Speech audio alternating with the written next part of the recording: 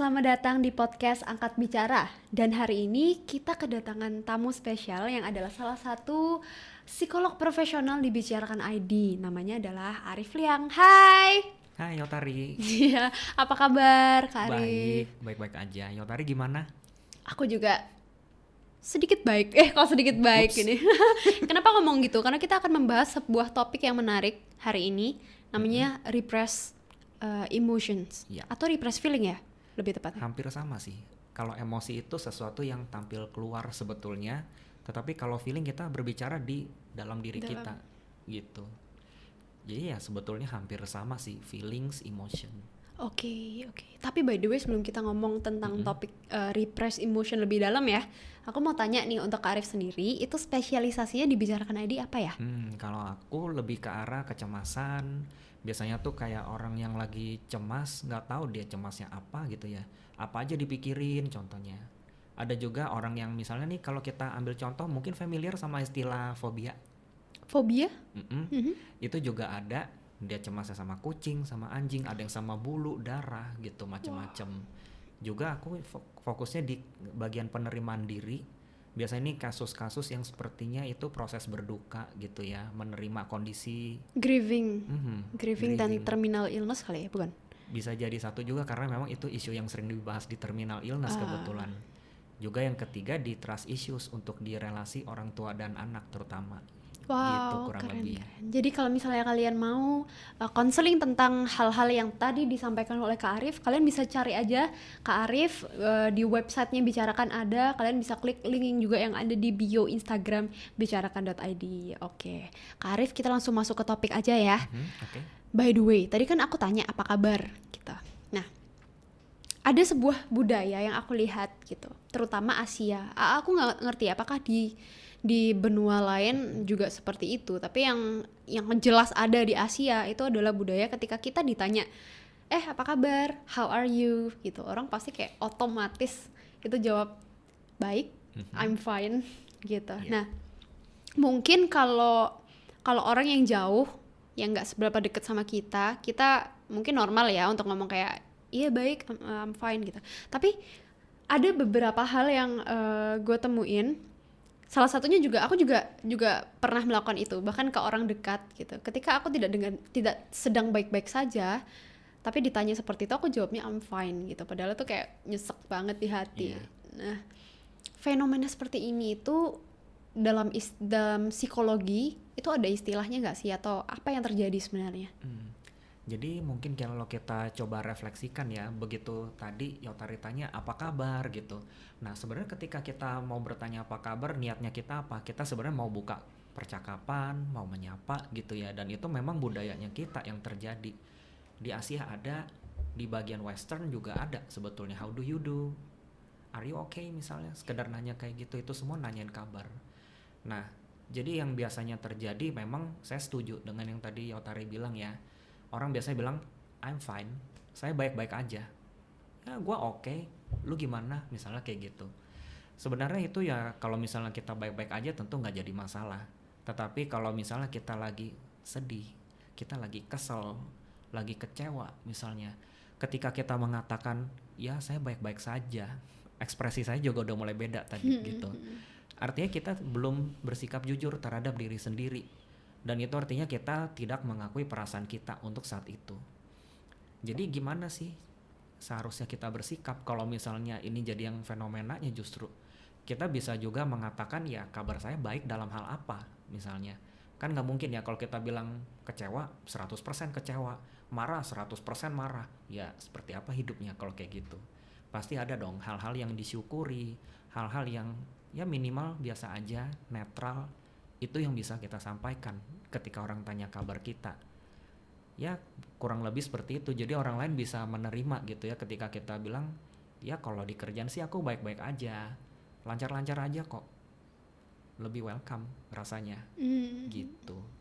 Nah, iya, aku setuju sih. Mungkin kita bisa jelasin dengan lebih, intinya mungkin nggak usah bilang kayak ya gue lagi tertekan apa gitu juga nggak perlu ya. Tapi bisa kita jelasin di bidang apa yang kita baik-baik saja. Kalau orang itu mungkin lebih dekat dengan kita, mungkin kita bisa jelasin kalau kita nggak baik-baik saja, gimana ya Kak Arif? Kalau misalnya ini bener nih, kita nggak baik-baik saja nih, terus ada yang tanya, misalnya mama gitu ya, itu kan orang yang dekat sekali dengan kita, ya apa kamu kabarnya gitu. Bagaimana cara kita tuh menyampaikan bahwa kita tidak baik-baik saja, tapi dengan proper gitu. Gimana ya? Ada saran nggak? Oke, jadi kalau kasusnya yang deket gitu ya, misal teman dekat atau mungkin keluarga biasanya yang terjadi, kita bisa-bisa aja kalau kita memang biasanya ceritanya sama dia. Biasanya kan ya kalau kita cerita dia dengerin, dia menerima ceritanya kita. Nah itu nggak apa-apa. Kalau misalnya kita mau bilang, ya sebenarnya sih aku lagi stres ya sama kerjaan aku. Aku lagi berantem loh sama si dia, misalnya ngomongnya gitu. Ya kalau memang orang yang peduli juga gitu, dia pasti akan tanya, oh lu berantem sama dia, boleh gua tahu nggak ada cerita apa waktu itu, ada kejadian apa sih, terus sekarang lu gimana. Kita bakal bisa bedain tuh orang yang peduli sama kita sama orang yang sekedar nanya untuk mau tahu, tanda kutip gitu. Jadi kita memang perlu bedakan dulu. Ketika kita merasa orang ini benar-benar peduli sama kita, ya boleh disampaikan. Toh juga kalau kita mengekspresikan perasaan, kita ceritakan, yang lega siapa? Iya, ya, kita sendiri. Jadi untuk hal yang seperti itu silakan kalau mau cerita ketika orangnya memang tulus mau menerima kita. Kalau deket ya biasanya itu bisa sangat mungkin untuk terjadi. Tapi kalau yang jauh ya balik lagi ke yang tadi Hotari bilang tuh. Ya kita bisa aja bilang ya I'm fine, baik-baik aja gitu aja dulu. Toh mereka juga nggak bakal nanya lebih lanjut gitu kan. Ya, karena aku sebenarnya itu bagus-bagus sih tadi. Sebenarnya aku tanya ini karena ada beberapa hal yang berkaitan sama repress emotion I think about these things, yaitu ketika kita kadang bahkan orang terdekat yang tanya apa kabar ke kita, itu kita jawab nggak apa-apa kok gitu. Apakah itu berarti kita memendam sesuatu ya kan? Kayak sesuatu yang kita Yang kita nggak mau sampaikan. yang kita nggak mau sampaikan ke orang lain, tapi kita merasa kayak kita bisa mengendalikan itu di dalam diri kita. Padahal itu mungkin akan mengikis sesuatu di dalam diri kita nggak sih? Ya betul sekali. Jadi ketika kita memendam itu sih nanti kita bakal bahas lebih serunya sih nanti gitu ya. Tapi nggak apa-apa lah, sedikit saya kasih dulu. Yeah. Jadi sebenarnya ketika kita simpan perasaan itu, perasaan yang tersimpan itu ibaratnya tuh kayak air. Kalau kita ibaratkan, bayangkan kalau mungkin airnya seperti gelas kecil itu mungkin masih oke ya. Tapi ketika dia volumenya naik, udah mulai tuh jadi botol segini, apalagi tambah tinggi lagi, makin besar volumenya. Apakah kita sanggup untuk menahan itu? Sebut salah satu perasaan, misalnya perasaan marah ya. Marah kalau kita simpen terus gitu, lama-lama ya kita yang terkikis. Entah di bagian dalam tuh kita rasanya, aduh kok rasanya nggak damai banget ya. Kepikirannya sama orang yang bikin marah terus, situasinya terus. Ada juga yang bahkan sampai larinya tuh ke sensasi fisik. Biasanya di bagian sini dia merasa tegang, belakang leher, Gara-gara memendam. bahu. Kemudian ada juga yang keringet dingin gitu ya. Banyak reaksinya. Itu nanti deh kita coba bahas lebih banyak. Iya, boleh. Tapi kalau misalnya aku mau tanya, ada beberapa orang juga yang ketika ditanya, ini pengalaman pribadi ya. Jadi aku tuh pernah ada di titik ketika orang tanya, kamu nggak apa-apa ta gitu. Jadi nggak apa-apa ta tuh bahasa Surabaya, maaf ya. Jadi kayak kamu nggak apa-apa kah gitu, atau kayak gimana perasaanmu. Nah aku tuh merasa malah kayak dia ofensif gitu sama aku. Jadi ada di titik yang memang sedang tidak baik-baik saja, dan ketika orang bertanya nggak apa-apa atau kamu nggak apa-apa gitu, itu berasa kayak diserang. Nah itu juga apakah salah satu fenomena memendam ya, dan apakah baik seperti itu? Mungkin kita coba bukan lihat baik buruknya atau benar salahnya dulu, tapi kita coba kupas pelan-pelan dulu gitu ya. Jadi nomor satu, perasaan itu memang bukan masalah benar dan salah, itu yang pasti. Kemudian ketika kita orang nanya ya apa kabar, kita yang nggak suka gitu, are you okay? Dalam hati I'm not fine, saya nggak baik-baik aja. Itu sebenarnya ketika kita merasa terganggu, itu yang terjadi adalah perasaan yang paling di atas, perasaan yang paling di permukaan. Itu yang keluar perasaan terganggu. Dan di bagian dalamnya itu yang kita sebut biasanya repress feelingnya di situ. Entah itu perasaan sedih, perasaan marah atau apapun, dia ibaratnya tuh mengisyaratkan tolong jangan tanyain saya hal yang ini. Begitu ditanya, trigger, ngerasanya langsung terganggu yang keluar. Tapi orangnya belum sadar tuh kalau dia sebenarnya ada perasaan sedih, ada perasaan marah. Kalau contoh kasus mungkin gini, ketika ada anak gitu ya, dia sebenarnya sensitif tuh kalau kita ngomongin keluarganya ya. Dia juga nggak nyaman banget karena memang relasi dia kurang baik dengan orang tua misalnya. Nah di situ ketika kita dengan asiknya gitu lagi kumpul-kumpul, orang-orang pada bilang mama gue gini loh, papa gue gini loh, terus cerita, terus kita liburan dan seterusnya. Makin diceritain makin panjang. Nah yang makin terkikis itu perasaan dia. Dia ngerasa terganggu, dia ngerasa nggak suka ketika dengerin itu semua. Tapi dia belum sadar di situ ada perasaan sedih, ada perasaan marah yang dipendam dari masa lalu. Gitu kurang lebih. Wow, itu sesuatu yang menurut aku menjadi trigger untuk kita akan membahas tentang repress emotion. Nah, ngomong tentang repress emotion, aku kemarin sebenarnya ketika kita janjian untuk podcast hari ini, aku pasti cari kan apa itu repress emotion, dan ternyata bukan cuman repress, ada satu term lagi namanya suppress emotion. Ya. Nah, mungkin Kak Arif bisa jelasin dulu ya, karena aku percaya banyak yang belum familiar dengan kata repress emotion dan suppress emotion. Apa sih itu? Dan contohnya mungkin. Kalau untuk yang repression itu sebenarnya prosesnya itu seperti nggak disengaja. Itu proses dari bawah sadar kita sendiri. Jadi ibaratnya gini, kalau kita lihat dari contohnya yang paling gampang gitu ya. Ini sebenarnya pengalaman pribadi aku juga. It's okay. Oh, it's okay, it's okay banget. Psikolog juga manusia ya. Iya dong. Psikolog juga butuh pertolongan suatu saat nanti kan gitu. Ya, It's tapi, okay. Tapi saya tidak bisa tolong. Saya yang butuh psikolog. Oke, baiklah. Kita lanjut ke dalam topik. Ya, kembali ke laptop. Jadi ketika kita lagi ini ya misalnya, kalau waktu itu yang aku alamin kematian papa aku waktu itu. Oh. Jadi ketika itu disampaikan ke aku gitu ya kabarnya, itu aku nggak bisa ngerasain apa-apa. Benar-benar kayaknya rasanya tuh empty, kosong. Mau orang lagi senang-senang, bercanda gitu, aku nggak bisa rasain senang. Ya iyalah, kan idealnya kita memang merasa sedih akan hal itu, jadi ya senang memang nggak bisa. Tapi begitu aku lihat orang-orang pada nangis-nangis, orang-orang pada ibaratnya teriak gitu ya, sedihnya bukan main. Kok aku kayak nggak ngerasa apa-apa gitu. Aku sendiri juga heran. Sebenarnya apa sih yang terjadi?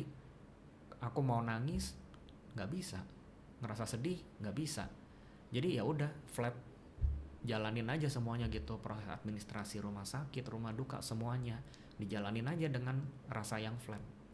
Itu berlangsung 2 hari waktu itu. Dan ketika di hari ketiga, nah itu begitu aku diminta ceritakan pengalaman hidupnya papa gitu ya. Rupanya itu yang men-trigger. Tadinya nggak nangis, nggak sedih, tiba-tiba jadinya baru mau ngomong kata papa, itu aku langsung nangis, nggak terkontrol langsung. Bayangkan ketika kalau misal kita flashback ke yang tadi ketika kabar disampaikan dan aku kayak gitu, itu artinya ya aku nggak bisa handle. Dan disitulah fungsi dari repression. Kalau kita balik lagi, repression itu mekanisme bawah sadar yang sebenarnya melindungi kita dari kondisi yang namanya shock. Shock itu biasanya gini, kalau mungkin kita nonton di film-film atau mungkin kejadian nyata juga ada, dikasih kabar yang menggemparkan ibaratnya kayak yang tadi, misalnya ada yang meninggal atau apapun, kita yang gak kuat tiba-tiba pingsan. Itu sebenarnya mekanisme untuk melindungi kita dari hal-hal seperti itu. Jadi sebenarnya kalau kita bicara baik buruknya, baiknya di situ. Kita nggak langsung down, nggak langsung ibaratnya tuh hancur gitu ya dengan adanya repression ini. Tetapi kalau kita bicara tentang suppression itu dia mirip tapi nggak sama. Dia prosesnya itu disadari. Jadi di situ udah ada unsur kontrol dari diri kita. Misalnya nih aku ini bohong ya, ini aku lagi nggak serius nih. Misalnya nih aku lagi kesel nih sama Yotari nih. Biar aku nggak kesel sama Yotari, triknya apa? Ya aku ketemu yang lain dulu deh, Yotarinya belakangan. Kayak gitu. Jadi aku marahnya nanti deh, nggak mau marah sekarang. Jadi aku bisa memilih situasi saat aku mau marah, saat tidak. Dan itu memang mekanisme pertahanan yang dipakai orang-orang yang memang sudah lebih adaptif, kita bilangnya. Yang sudah tahu bagaimana mengekspresikan perasaan, bagaimana seharusnya berbicara, bertindak, kayak gitu. Jadi dia beda dengan yang repression kalau tadi kita bandingkan. Kalau misalnya ngomong tentang mana yang lebih baik antara repress dan suppress, itu ada nggak? Ada yang lebih baik dari antara kedua ini? Mungkin kalau aku bilangnya lebih ke tahapan kali ya. Awal-awal orang memang lebih bisanya itu repressionnya dulu. Karena proses bawah sadar dan itu memang bukan sesuatu yang kita kendalikan ya. Tetapi kalau suppression artinya orang itu harus berkembang dulu kepribadiannya. Dan itu butuh proses. Dan tentu saja kalau misalnya kita bilangnya lebih baik atau enggak, yang suppression ini yang lebih oke. Karena kita bisa pilih situasi yang seperti apa kita mau ungkapkan perasaan. Situasi mana yang sebaiknya tidak gitu. Apakah itu sama dengan, aku pernah dengar satu term namanya bottling up emotion. Nah, apa bedanya dengan itu? Kayak bottling up emotion kan berarti kayak amarah ya, mungkin lebih ke amarah ya. Mungkin bisa ambil satu contoh marah deh gitu ya. Iya. Tapi sama dengan repress. Kurang lebih dia hampir sama. Jadi ibaratnya kalau misalnya kita ngomonginnya tanda kutip bottleneck gitu ya. Anggaplah perasaan itu ada di dalam sebuah botol. Ketika ada di dalam sebuah botol dia mau keluar, itu kan bagian atasnya sempit. Dia nggak bisa keluar dengan mudah. Dan di situ biasanya ya kalau kita analogikan seperti tadi, perasaan itu seperti air ya. Airnya itu nggak bisa keluar, apalagi kalau tutup botolnya kita sumbat. Alhasil ya udah di dalam situ terus. Jadi dia nggak bisa keluar, nggak bisa ngapa-ngapain, ya tinggal tunggu aja dia nanti. Ketika dipanasin dia bisa langsung pecah botolnya atau gimana. Nah itu memang beda gitu loh. Itu bisa membuat kita yang mengalaminya itu breakdown sendiri. Mau marah nggak bisa marah, nggak taunya jadinya apa? Melukai diri sendiri, melukai orang lain dengan perkataan kita gitu. Bahkan itu kita nggak bisa kendalikan. Kalau lebih jauh ya kita ngomongin repress feeling tadi, itu bisa mempengaruhi tindakan dan perkataan kita secara tidak sadar. Kok bisa mempengaruhi? Karena kalau misalnya ini aku sekilas mikir ya, repress emotion berarti orang itu kan kayak bakal flat, terus dia tidak punya ambisi untuk melakukan apapun, dia tidak punya kayak seperti gesturnya atau kata-katanya tidak punya gairah lah intinya untuk melakukan, untuk hidup gitu. Kalau tadi Kak Arif bilang ada agresi, kalau misalnya di bottling up, itu apakah berarti masuk ke tahap yang lebih berat dibanding being flat? I mean, apakah itu bisa kayak jadi sebuah depresi ketika kita repress? Ya. Bisa. Ini saya lagi dengerin dulu kok, tenang aja. Oh, oke. Depresi mungkin iya, salah satunya gitu ya. Tapi kalau kita ngomongin yang repress feelings ini, kalau kita ngomongin waktunya deh, dia awal-awal mungkin nggak sampai kayak gitu dulu. Awal-awal cuma sekedar perasaannya kosong, nggak kerasa apa-apa. Tapi sebenarnya perasaan itu tetap ada dalam diri dia, gitu dulu. Nah kemudian ketika itu berlangsung dalam jangka waktu lama, sebutlah misalnya setahun, 2 tahun gitu ya. Prinsipnya ketika satu perasaan itu kita alami, contoh kita ngerasa bahagia, itu kita bisa loh melakukan hal-hal yang lain. Bahagia itu ibaratnya seperti energi, tanda kutip. Lagi happy misalnya, Yotari ngapain tuh kalau lagi happy? Makan? Makan, terus apa lagi? Nyanyi. Nyanyi, tuh ada 2. Nah, jadi kalau itu ada perasaan bahagia kita bisa melakukannya. Itu juga berlaku untuk perasaan sedih, marah, dan perasaan yang lain-lain. Walaupun perasaan itu kita sendiri nggak merasakan, action itu tetap ada. Karena tadi ibaratnya energi, dia itu yang mendorong kita untuk berperilaku, untuk berkata-kata seperti itu. Misalnya ketika dia merasa yang tadi, misalnya ambil satu contoh ya, marah tuh, marah dipendam, kemudian dia nggak keluarkan, nggak bilang saya marah, nggak bilang apapun, ngerasanya kosong. Tetapi begitu orang lagi ngobrol sama dia, ada tuh kesan-kesan, kok dia kalau ngomong tuh julid ya, bisa bilang kayak gitu. Kok dia kalau misalnya lagi bertindak tuh aku bisa tersinggung ya. Ada tuh perasaan-perasaan kayak gitu. Tapi kalau kita nanya orangnya nggak sadar kenapa dia gaya ngomongnya begitu. mungkin dia bilang ya emang dari dulu saya seperti ini karena feeling tadi belum disadari. Jadi ketika kita memendam perasaan Mm-mm. terlalu lama itu bisa menjadi sesuatu yang menimbulkan agresi, itu bener ya? Kak Arif setuju ya? Iya, itu memang bisa. Tapi kalau kita bicara seperti tadi ya ada depresi atau gangguan-gangguan yang lain, itu biasanya next levelnya lagi. Kalau kita ngomongin yang sekedar gejala yang muncul, seperti tadi ada agresinya, atau mungkin kalau kita ngomongin relasi sosial gitu ya, orangnya entah kenapa dia jadinya nggak mau bergaul, atau sebaliknya, dia yang cari perhatian dari orang-orang gitu. Bentuknya bisa macam-macam, tergantung yang di-repress itu apa, gitu. Oke, ngomong tadi tentang gejala. Tadi yang Kak Arif bilang ada gejala-gejala yang muncul. Ada nggak sih kayak gejala tertentu yang memang muncul kasat mata, atau bahkan nggak kasat mata ada, ketika orang itu memendam emosinya, repress atau bahkan suppress? Oke, kalau dari kepribadiannya kita lihat dulu gitu ya. Orangnya ini jadinya dia nggak begitu nyaman untuk mengekspresikan perasaan. Biasanya itu sih yang kita temukan. Oke.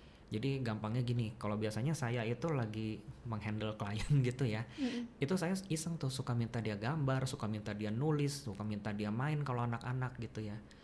Dan itu memang dari pengalaman-pengalaman itu ada beberapa yang memang kalau saya suruh main, biasa kan anak-anak langsung seru sendiri. Nah ini takut. Takut? Hmm, Takut main? iya jadi kayak orang yang takut main. Oh. Dia diam aja gitu, misalnya ini pintunya, dia diam aja di pintu gitu. Dia nggak mau deketin. Diajakin main dia bilang nggak mau. Ada juga yang kalau misalnya kita ajaknya gambar gitu ya, baru mau ngegores aja dia udah ketakutan. Dia udah bilangnya nggak, saya nggak bisa gambar. Tapi dia nggak ngomong juga kalau dia sebenarnya cemas. Itu memang gejala-gejalanya kalau kita lihat dari ekspresi. Ada juga tuh bentuknya misalnya kalau di relasi sosial tadi udah saya singgung juga. Dia ada yang bentuknya itu justru mendekati orang gitu ya, mencari afeksi misalnya, cari kasih sayang, perhatian. Itu ada, maunya attach aja, maunya sama dia terus. Ada juga yang ibaratnya menjauh, menghindar, karena dia ngerasanya nggak safe, sebetulnya nggak aman di dalam situ. Ada lagi bentuknya dia justru menentang. Itu yang biasa kalau kita lihat tuh seperti konflik. Orang ngomong ada aja yang dia tentang. Dia cari kelemahannya di mana, akhirnya dia keluarin argumen dia, jadinya kayak debat gitu. Kalau debatnya sekedar debat pengetahuan, debat biasa sih oke, tapi yang ini memang dia maunya mendominasi gitu, bedanya. Dan kalau fisik kita bicaranya, fisik ini terkait banget misalnya ketika orang cemas, ketika orang merasa marah, dia memang nggak hilang. Kalau untuk simptom yang fisik ini, tekanan darahnya mungkin tetap naik, detak jantungnya, kemudian juga misalnya tadi keringat dingin, ada juga yang tangannya sampai gemetar gitu, ada juga yang di bagian sini biasanya itu tegang, ada juga di bagian pencernaan gitu. Itu sih yang umum-umum ya, kalau yang lain mungkin masih ada. Jadi untuk orang-orang yang mengalami repress emotion ini, sesuatu yang dipendam begitu lama, misalnya tidak ada orang yang bisa kita ajak ngomong dan kita memang tak ketakutan untuk ngasih tahu orang yang dekat sama kita bahwa kita tidak baik-baik saja, ada baiknya untuk kita tuh mencari profesional mungkin ya, psikolog, karena psikolog biasanya ada kayak bantuan yang lebih klinis gitu ya. Oke. Ya, Lebih klinis ya. lebih klinis emang ya. Saya salah term ya, salah term. Oke. Intinya itu, jadi teman-teman jangan ragu untuk cari bantuan psikolog ya ketika merasa mengalami hal demikian gitu. Tapi aku tiba-tiba tuh muncul satu pertanyaan tentang hal ini gitu, tentang repressed emotion. Apakah ini berkaitan dengan gender ya? Karena setahu aku cowok atau pria itu memang dia lebih susah untuk mengungkapkan perasaannya nggak sih? Karena ada tekanan budaya lagi, kembali ke seperti yang pertama tadi, bahwa laki-laki nggak boleh nangis, laki-laki itu harus kuat, kayak gitu. Apakah itu berkaitan? Itu memang salah satunya kalau kita lihat ya, salah satu faktornya memang budaya. Jadi kalau yang tadi Yotari bilang itu pria biasanya ya nggak boleh cengeng misalnya, Iya, iya. nggak boleh nangis. Masa segitu aja udah nangis, lu cowok loh, sering banget kayak gitu. Bahkan ada lagi tuh yang lebih seru lagi ya ibaratnya. Itu anaknya udah pria sulung, tekanannya Hmm. luar biasa gitu. Wow. Itu memang ada case-case yang seperti itu. Tetapi memang kalau kita bicaranya repress feeling, repress itu balik lagi alam bawah sadar yang bekerja. Jadi sebenarnya untuk pria ataupun wanita rentan enggaknya tuh sama sebetulnya. Hmm. Tetapi ketika kita lihat dari faktor budaya, memang pria ini yang lebih kelihatan kemungkinannya tinggi. Kalau case-case yang misalnya perempuan gitu ya, itu juga ada. Misalnya ada kejadian yang seperti tadi yang membuat terpukul gitu ya. Ada bencana alam misalnya, ada meninggalnya kerabat, atau mungkin yang biasanya nih kalau di remaja ya, putus yang simpel kayak gitu. Nah, itu sebenarnya ada hal-hal yang kita nggak bisa terima dari dalam diri kita. Makanya perasaan itu yang kita simpan secara bawah sadar ya. Yeah. Ada yang sebenarnya dia marah. Kalau ini kita ngomongin yang perempuan nih, saya ngomong dulu. Ketika dia ngerasa marah, dia nggak bisa keluarin marahnya dia ke pasangan karena dia apa? Masih sayang. Itu sering banget. Akhirnya yang dia lakukan apa? Misalnya kalau ini kasusnya tuh laki-lakinya dia udah pacaran dengan perempuan yang lain lagi. Mm-mm. Perempuan yang lainnya lagi yang disamperin, yang dikomelin. Dilabrak gitu ya. Bahasa Inggrisnya labrak ya. Ya bener. Kayak gitu. Itu sebenarnya perasaan sayangnya masih ada, tetapi perasaan marahnya ini yang belum diakui. Itu case yang biasanya muncul. Lalu juga kalau misalnya pria, itu memang banyak ya, kayak misalnya dia nggak mau cerita, pengen terkesan lebih kuat gitu. Makanya perasaan itu dipendam. Entah itu perasaan ketika dia merasa cemas, ketika dia merasa sedih, itu semua memang nggak diungkapkan. Makanya ketika dia ngomong sama orang, dia bertindak, itu pasti beda kalau yang memang repress. Yeah. Tetapi kalau memang pria yang memang dia udah belajar ya untuk mengutarakan perasaan gitu ya. Bahkan juga ada tuh, kalau sekarang bisa dibilang itu lebih ke gender sih ya, bukan seks lagi. Jadi pria ini memang karakternya dia feminin gitu ya. Feminin itu bukan berarti buruk juga loh. Jadi dia memang bisa untuk empati, untuk mengungkapkan perasaan. Dia nggak ngerasa lemah karena hal itu. Itu juga ada. Kurang lebih sih gitu ya kalau yang kita lihat selama ini. Berarti sebenarnya memang ada kaitan dengan gender dan seks gitu, tapi mungkin diperparah dengan budaya ya, yang memang mengatakan bahwa pria nggak boleh nangis, padahal ya pria juga manusia ya. Iya. Gitu. Nah, ada satu film juga, kalau kalian tahu mungkin judulnya NKCTHI. Mungkin Kak Arif pernah nonton belum? Kalau saya sih kurang familiar ya. Kurang familiar ya. Ada sebuah film namanya NKCTHI, film Indonesia gitu. Dan di situ tuh memang ditekankan ada satu ayah gitu yang dia punya istri dan anak-anak, dan dalam keadaan susah mereka ini, tapi ayah ini selalu mengatakan sama anak-anaknya yang merasa sedih, mengatakan bahkan kepada dirinya sendiri bahwa kayak udahlah gini aja, perasaan-perasaan itu nggak penting, ini kayak gitu. Dan ini ternyata menjadi sesuatu yang akhirnya di akhir itu besar, meledak-meledak emosinya di belakang gitu, karena dia memendam sekian lama.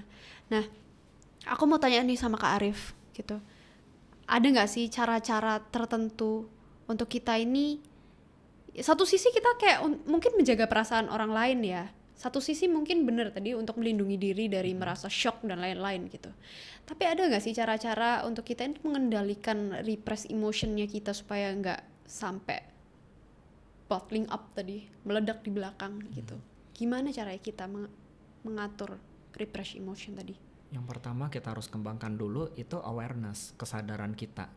Jadi gampangnya kalau kesadaran ini biasanya yang kita ajarkan, dia bedakan dulu pikirannya yang mana, perasaan yang mana. Jadi sering banget memang kalau kita temukan ya, kita tanya bagaimana perasaan kamu hari ini, misalnya kita nanya gitu aja. Dia bilang, ya tadi sih aku mikir kenapa sih mama mesti ngelakuin ini sama aku, kenapa mama suruh-suruh aku ke pasar padahal aku lagi mau kerjain tugas. Dia jawabnya gitu. Menurut Yotari itu pikiran atau perasaan? Kayak perasaan ya? Oh perasaan ya? Perasaan atau pikiran? Yang mana ya? Nah itu jawabannya pikiran. Kenapa bisa pikiran, coba-coba? Karena tadi memang belum disebutkan dia perasaan itu yang mana. Dia belum sebut ketika dia merasa marah, ketika mamanya suruh kayak gitu. Oh, oke. Dia belum sampai ke sana sebutnya. Dia baru bermain dengan apa yang terjadi. itu lebih ke arah pikiran, pengalamannya dia. Oke. Jadi memang kita harus bedakan dulu pikiran dan perasaan itu sendiri. Karena kalau kita mau ekspresikan si perasaan, tentunya kita mesti kenal dulu ya sama perasaan itu sendiri. Ketika perasaan senang muncul, perasaan senang tuh rasanya gimana sih? Oh, rasanya kayak ada gairah yang baru gitu ya. Kita mau melakukan banyak hal, kita mau senang-senang, mau ketemu orang, misalnya kita ngerasa kayak gitu. Itu perasaan senang. Ketika marah, oh ternyata rasanya tuh nggak enak ya, di belakang sini aku tegang misalnya. Udah tegang, rasanya tuh kalau melihat orangnya pengen aku pukul misalnya kayak gitu. Nah itu semua perasaan-perasaan itu beda sensasinya.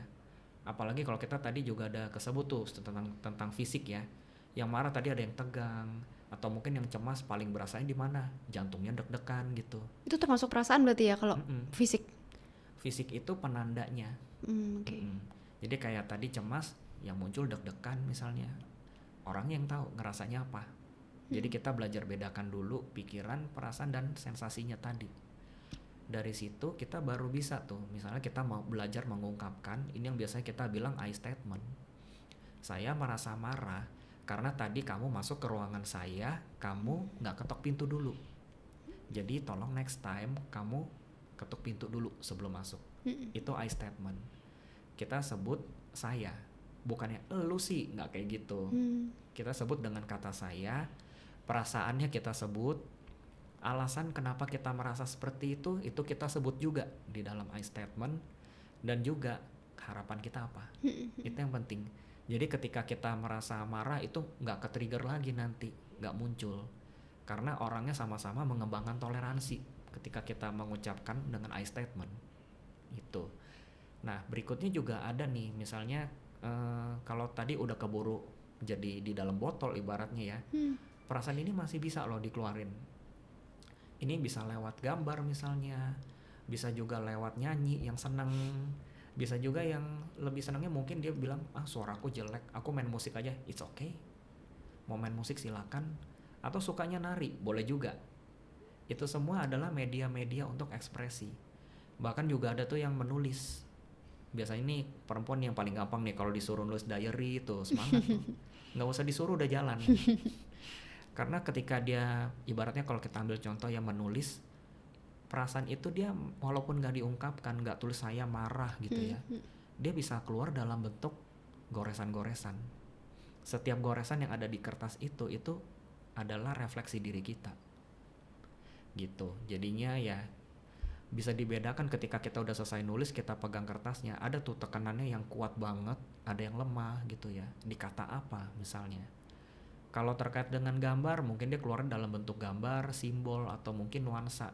Dia bikinnya abstrak, begitu kita lihat nggak tahu sih gambar apa, tapi kalau aku ngeliat kok aku ngerasanya sedih ya, itu nuansa.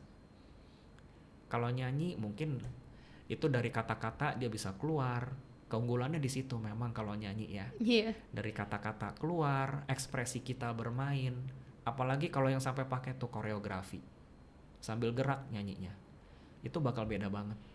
Bahkan ada juga fenomena tuh orang melakukan ekspresi ini, dia bisa sampai nangis sendiri. Simpelnya ketika nyanyi tentang ayah gitu ya, nah dia bisa nangis sendiri ketika dia inget, begitu dia ucapkan liriknya, dia keinget pengalaman dia. Berarti itu dikeluarkan kan ya? Itu prosesnya adalah mengeluarkan ekspresi. Gitu. Jadi ketika kita mau keluarkan, artinya ya pelan-pelan itu kita merasa siap untuk menerima perasaan itu kembali. Jadi nggak ditekan lagi ke bawah, kita mau dia keluar pelan-pelan. Biasanya saya ibaratkan itu seperti gunung ini ya, kayak gunung berapi gitu. Ketika di dalam terus, itu makin lama makin panas, sekalinya dia meletus, kacau. Tetapi ketika kita coba, dari gunung itu kita buat deh lubang sedikit-sedikit gitu ya, di sampingnya, di atasnya gitu, dia bisa keluar pelan-pelan. Yang meledak tadi itu nggak terjadi. Dia bisa keluar pelan-pelan, orang pun bisa terima perasaannya. Jadi gitu. Yang paling penting tadi pertama harus disadari dulu berarti ya, bahwa ini pikiran atau perasaan itu nggak boleh di-deny intinya. Iya. Nggak boleh di-deny, harus disadari, harus diakui gitu. Yang kedua tadi berarti mengeluarkan. Bisa kita keluarin dalam bentuk seni, gambar.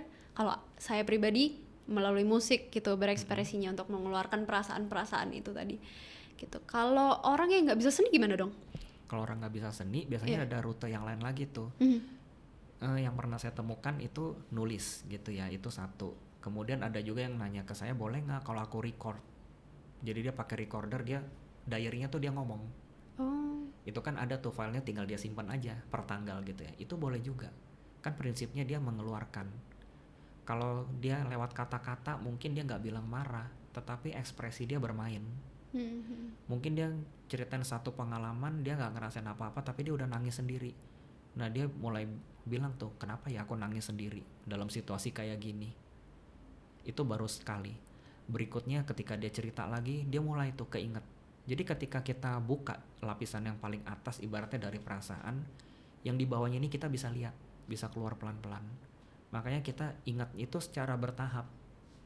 Dan itu bisa banget kalau kita mau coba latih, kita mau sadari, pelan-pelan repress feelings itu, dia akan keluar kembali. Jadi kita bisa sadari, tadinya nggak bisa marah, oh sekarang saya ngerasa marah. Itu bisa. Yeah. Oh, ini bagus banget sih. Topik hari ini benar-benar ngajarin, terutama buat aku sendiri, karena aku tipe yang ketika mengalami sesuatu yang tidak baik, aku cenderung untuk menyimpan gitu. Karena aku mungkin tidak mau merusak suasana ya, atau tidak mau membuat terlihat shock atau gimana, itu bener sih. Gitu. Nah, dan hari ini aku percaya bahwa nggak cuma aku saja yang belajar, tapi kalian juga pasti belajar banyak hal dari materi yang disampaikan oleh Kak Arif Liang tadi gitu. Dan Kak Arif mungkin ini ada pesan-pesan untuk teman bicara yang menonton hari ini tentang repressed emotions, boleh disampaikan? Mungkin saya ingatkan yang tadi kali ya. Jadi perasaan itu ibaratnya seperti air, kalau kita ibaratkan. Dan air itu kita sebenarnya nggak bisa kontrol. Air itu dia bentuknya tuh fleksibel banget. Kita nggak bisa pegang dia. Kita nggak bisa bilang, lu jadi bola sekarang. Nggak bisa. Tapi yang bisa kita lakukan apa dengan air itu? Kita salurkan. Entah kita pasang selang di keran, airnya bisa keluar lewat selang. Tetapi kalau kita biarin, kita putar kerannya gitu aja, dia keluarnya nggak beraturan. Gitu. Jadi perasaan kita sendiri sama seperti itu. Kita butuh media ekspresi. Ada banyak sebetulnya, entah menulis, entah seperti Yotari tadi senangnya nyanyi gitu ya. Kalau saya sih pribadi gambar gitu ya, kebetulan kita beda nih, jadi menarik banget. Ada gambar, ada musik gitu. Mungkin teman-teman juga ada tuh misalnya menari, atau ada yang senangnya ketika dia lagi stres, maunya sport, main basket, dribble.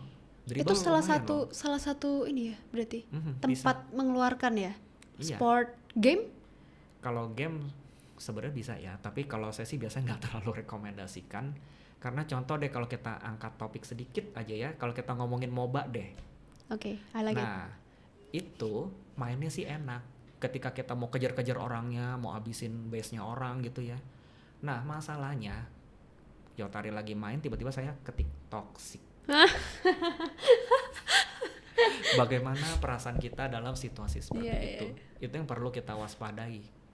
Jadi kalau mau main yang seperti itu, biasa saya bilang, fitur chatnya bisa kan kamu matiin. Bukannya tujuannya kamu nggak mau ngomong atau apa, tapi ini demi kesehatan kamu, demi kebaikan kamu gitu. Kalau untuk anak-anak juga bisa. Medianya tadi udah kesebut tuh, ada nyanyi, ada gambar, main game. Kalau di anak juga ada tuh permainan-permainan yang simple, sekedar figurin aja itu juga udah bisa. Ada sandplay mungkin, main pasir, itu bisa, prakarya, banyak. Bagus banget ya hari ini. Intinya harus dikeluarkan ya. Iya. Tidak boleh dipendam. Gitu. Dan mungkin yang aku dapat banget dari pembicaraan kita adalah kita yang harus mengendalikan perasaan, bukan perasaan yang mengendalikan kita. Bener begitu? Lebih baik kita salurkan tadi. Iya.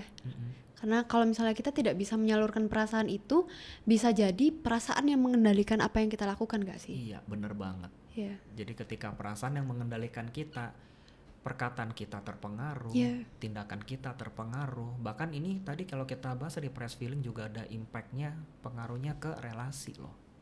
Relasi, kepribadian, fisik, itu kena semua.